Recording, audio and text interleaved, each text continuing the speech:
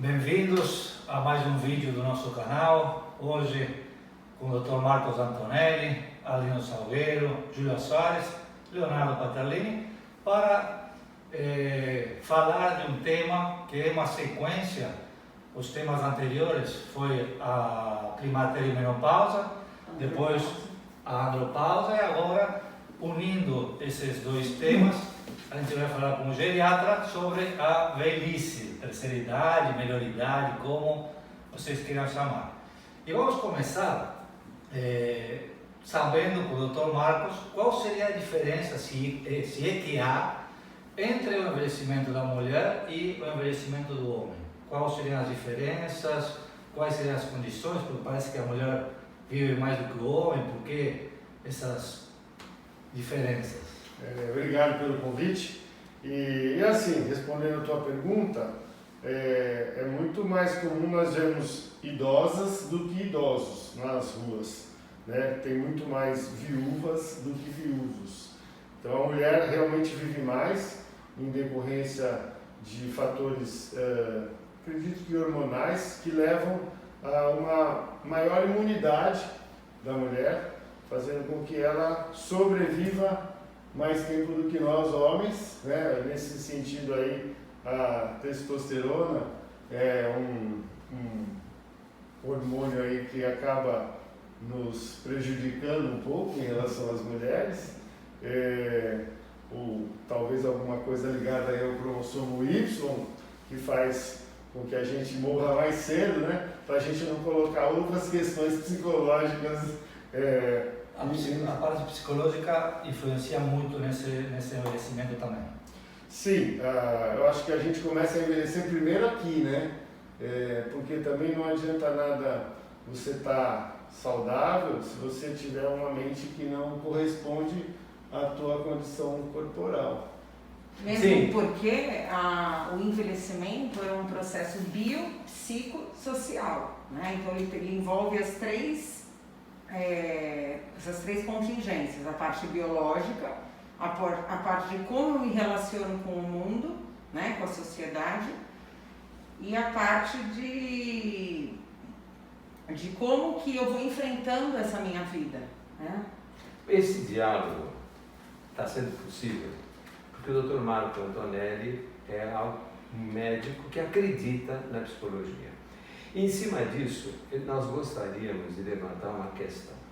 A gente sabe que existe uma ligação muito forte entre o psíquico e a mente. A gente não consegue separar uma coisa da outra. No passado se falava até em psicossomático e o físico. Psicossomático. Hoje não se fala mais disso, porque uma coisa está integrada na outra. E os estudos da Simone de Beauvoir, de Sartre, a nossa experiência de consultório, mostra que, na medida em que nós acreditamos mais na nossa condição física, as coisas ficam diferentes. Porque a Simone de Beauvoir levanta que o envelhecimento está nos outros, não na gente. A gente não se sente idoso, os outros é que nos tornam. E na medida que a gente assume esse estar idoso, esse estar velho, é que eu começo a assumir comportamentos e a estereotipia, o preconceito que está aí na cultura, que desvaloriza o velho e enaltece o jovem. Isso. O que você sente isso? Na cultura ocidental. Na cultura ocidental. Porque na cultura oriental... Como é que você sente isso, essa conexão entre cultura e o envelhecer? Será que há possibilidade, sem a gente estar sonhando, né? Sartre levanta que o inferno são os outros. Isso. Né? Então, como que é? Então eu acho que sem a gente ser sonhador, mostrar quanto que a gente poderia estar revertendo essa situação. Pegando o gancho desde que quando a Júlia falou, né? Todas as doenças têm esse tripé biopsicossocial, né? E o envelhecimento, embora não seja doença, também passa por isso. E aí, em cima do que o Alino falou, essa cultura, né, de que é feio ser velho, acaba que a nossa sociedade ocidental, como o Léo falou, faz com que a gente vá interiorizando ao longo da vida, acaba fazendo com que nós tenhamos medo desse momento da vida, que é normal, assim como a infância, a juventude, a idade adulta, o envelhecimento, a terceira idade, é uma fase da vida e provavelmente a mais longa que nós vamos ter. Porque dos 60 anos em diante, e hoje em dia a gente está vivendo até os 100, então a maior parte da nossa vida a gente vai viver dentro dessa fase.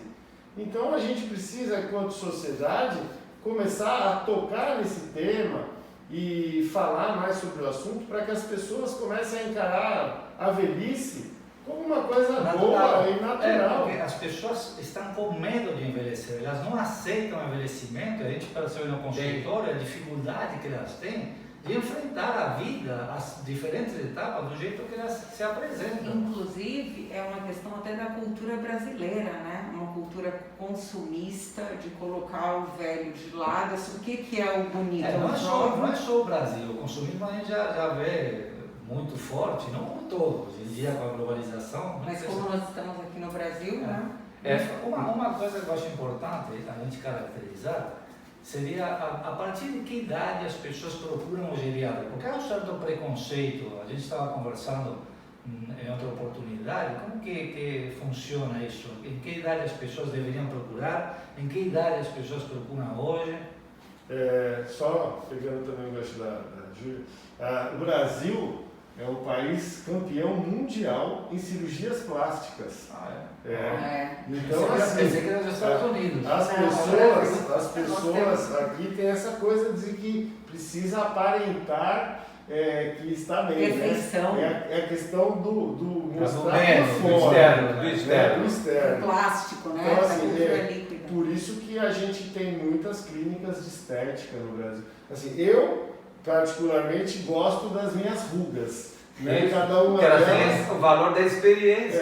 E por que o belo tem que ser o liso e não enrugado? Eu não tenho nada contra quem procura fazer tratamentos estéticos, eu acho válido, mas quando a gente se preocupa muito mais com a aparência com o externa com o do que com o interno, aí começa... Quando a gente se preocupa mais com a lataria do que com o motor de arranque. A gente tem uma experiência, por exemplo, na Alemanha, o padrão da mulher é conservar o cabelo branco. Ela não tinge o cabelo branco. Isso está começando aqui agora. Ela conserva, ela moderniza o corte, enfim, mas ela assume os cabelos brancos dela. Sim. Com relação ao que o Léo falou, o ideal seria que a gente começasse a buscar uma prevenção, e a geriatria ela tem uma função muito importante na prevenção, porque, como falando do carro, se você não fizer uma manutenção preventiva no seu automóvel, com certeza ele vai dar muito mais problema. Mais demorar a fazer a manutenção. Então, assim, a gente começa a declinar em termos assim, de condicionamento físico a partir dos 40 anos. Então, eu, assim, sendo bastante otimista, se as pessoas começassem a procurar o geriatra a partir dos 50, estaria ótimo. Mas, na verdade, a gente ainda não tem essa cultura.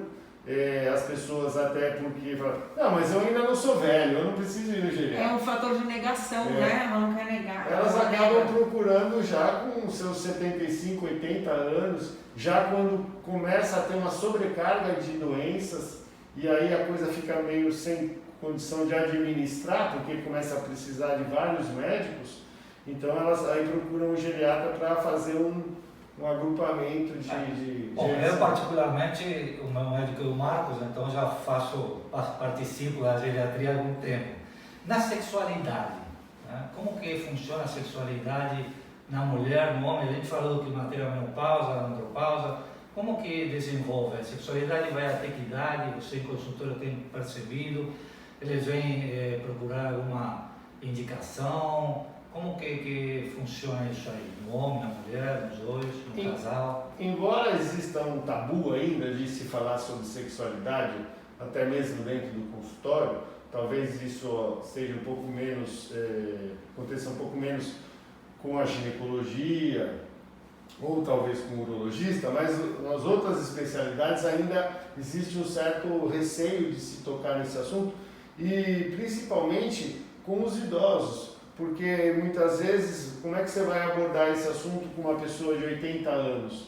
Então a gente precisa também estar quebrando isso, e às vezes a própria família, os filhos que acabam trazendo o idoso ao consultório não se sentem à vontade para falar sobre isso ou acham que é errado que a idosa, por exemplo, manifeste algum desejo sexual, e a gente precisa também trabalhar essa família para mostrar que é natural. A sexualidade... Existe sexualidade depois dos 60, 70, 80? Existe e é bastante comum, só que é uma coisa que fica meio... É um tabu, né? Então parece que você está abordando que aquele preconceito cultural da sociedade está presente na família nessa hora. Sim. Em que torna indevida o exercício da sexualidade no idoso. Porque é velho não pode mais ter sexo. Por exemplo, eu tenho um paciente que ele ficou viúvo, ele cuidou da esposa com toda a atenção, todo o carinho. Essa esposa ficou acamada durante 10 anos, ele ficou ali do lado dela, cuidando dela,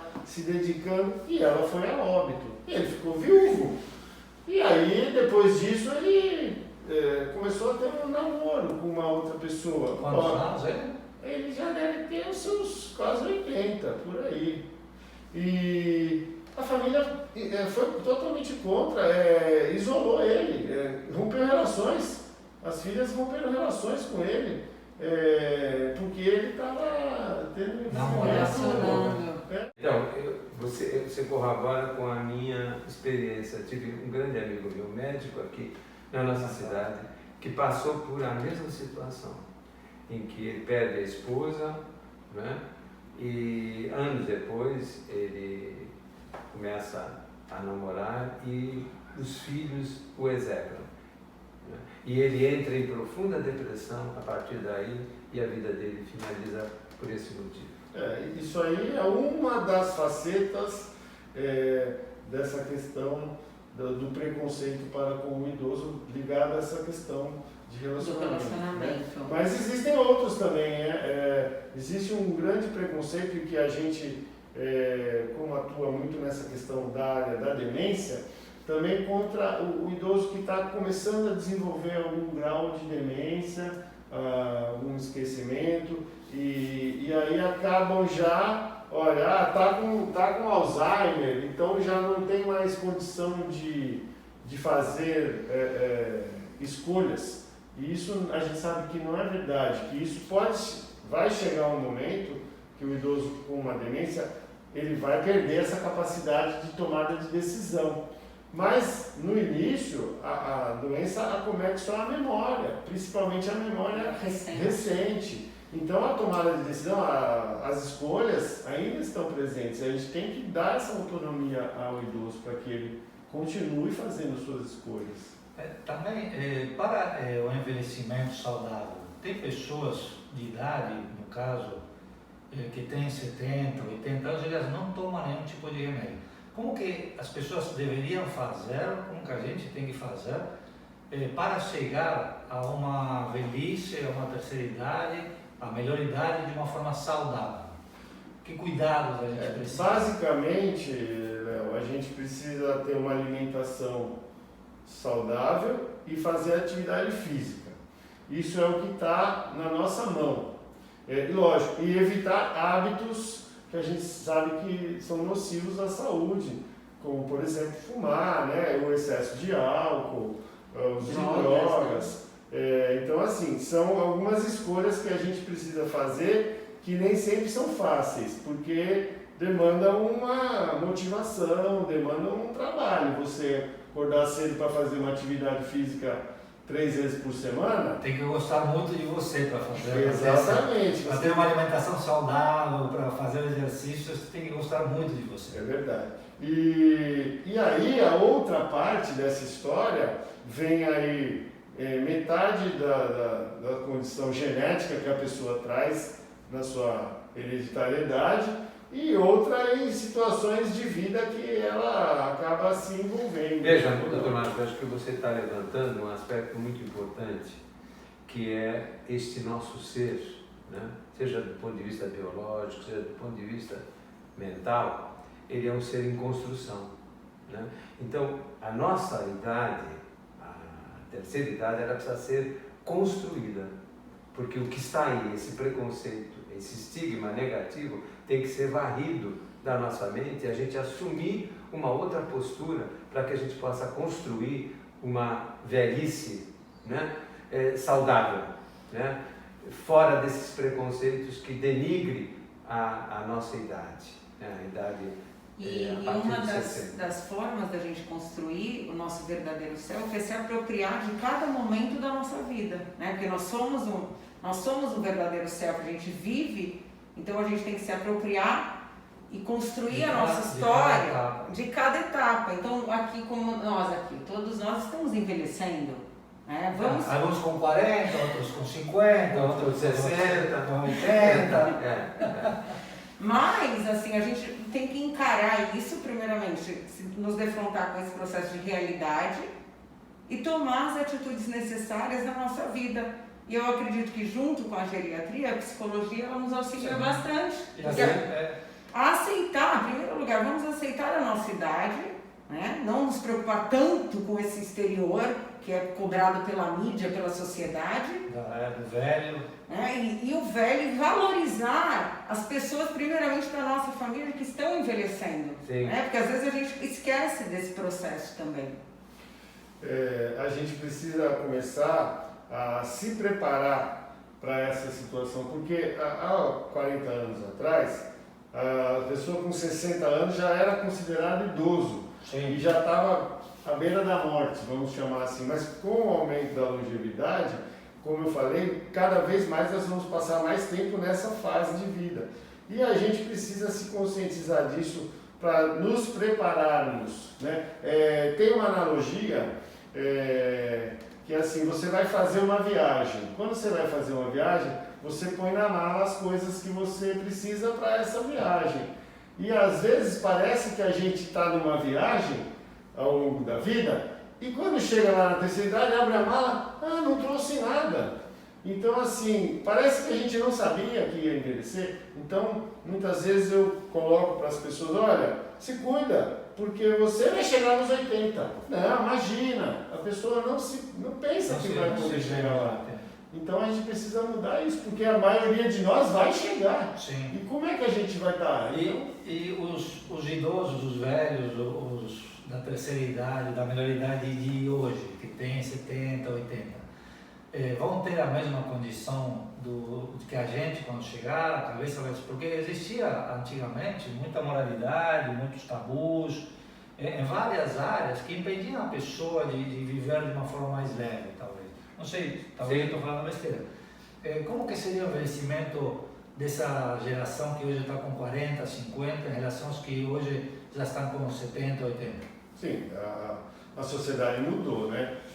Eu acredito que nós, né, quando chegarmos na terceira idade... Terceira idade começa a partir de que 60 anos. 60 anos.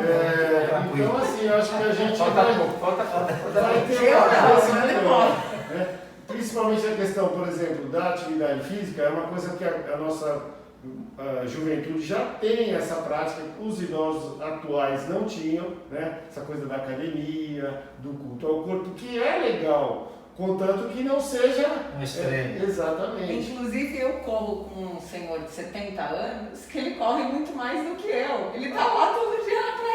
E o Alino, ele pratica esporte, Sim, ele se conhece. Estou quase chegando aos 80. É isso aí. Falta um aninho. Te entregou. E, gente, eu acho que a gente pode encerrar novamente com a frase da Simone de Beauvoir. Quem nos vê velho são os outros. Nós não nos sentimos velhos.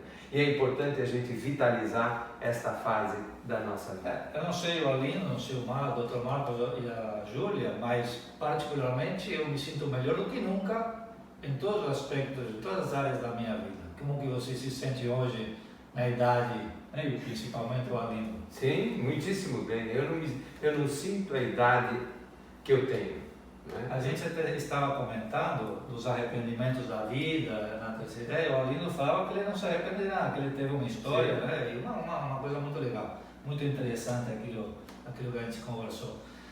Tem arrependimentos na terceira idade, antes de finalizar?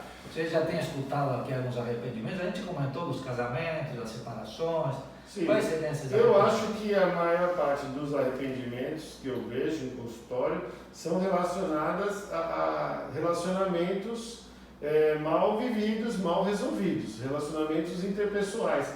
Nem sempre, às vezes com o marido, com o cônjuge, às vezes com os filhos. Né? Então eu acho muito ruim que a pessoa envelheça e carregue alguma coisa assim desse tipo. Ainda ontem estava conversando com um amigo, ele falou, eu fiz as pazes ali com o meu amigo. Acabei de fazer as pazes, falei, pô, que bom que você fez as pazes. Porque a pior coisa é você carregar isso. Às vezes dois irmãos que não se falam há 10 anos, 15 anos. Tem uma história na família, dois irmãos que a gente estava sempre tentando reaproximar e de repente um deles morreu, de repente, por um acidente. Então, perdeu a sua chance de resgatar isso, né? Aquele que fica, como é que ele fica? E nos relacionamentos a dois, os arrependimentos de não separação, de não ter... De não resolver a questão, né? De viver uma vida sob uma situação de opressão a vida toda, né? E às vezes se submetendo ao outro por uma questão até da sociedade que impunha isso, né? Mas hoje em dia acho que as coisas estão melhores. E valorizar também, né, Marco, o estar sozinho, né? Porque antes de eu ser um casal, eu sou uma pessoa, né? E a gente vive casais muito um dependente do outro. Nós somos interdependentes, mas não dependentes. Cada um de nós tem que procurar viver a sua singularidade, a sua própria vida, né? Porque só nós somos um ser só, nós não somos um ser a dois. Desenvolver a capacidade de estar só e estar bem para poder se relacionar para poder com o se outro relacionar positivamente. E uma situação que eu vejo muito de pessoas que eu atendo no consultório, até pessoas da terceira idade, é que elas falam, eu não vivi a minha vida, eu vivi a vida das pessoas. Para o outro, né? Pro outro. Isso é Para muito os filhos, para o marido, e aí o tempo passou e ela não fez o que ela tinha que fazer, né? E às vezes quando ela tem a chance de fazer, quando, por exemplo, ela ficou viúva, etc., e aí ela gostaria, aí já não tem mais saúde física para isso, ou entram os filhos que retornam e falam, não, você não tem direito a essa... E aí a gente esquece que a gente é um ser da finitude, né? E a gente vive como se a gente fosse eterno. Então viver o aqui e agora é a condição da nossa vida de construir esse ser que está envelhecendo. Bom, finalizado, like, sininho, se inscrever, comentar. comentar. A gente está sentindo que muita gente assiste os vídeos e não se inscreve. Por favor, se inscreva no nosso canal. Agradecer ao Dr. Marcos pela participação, muito obrigado. E a gente vai dar continuidade com outros vídeos, vamos pensar que continuidade. E vamos pensar em novas parcerias com o Dr. Marco Antonelli. Com certeza. Muito obrigado, grande abraço.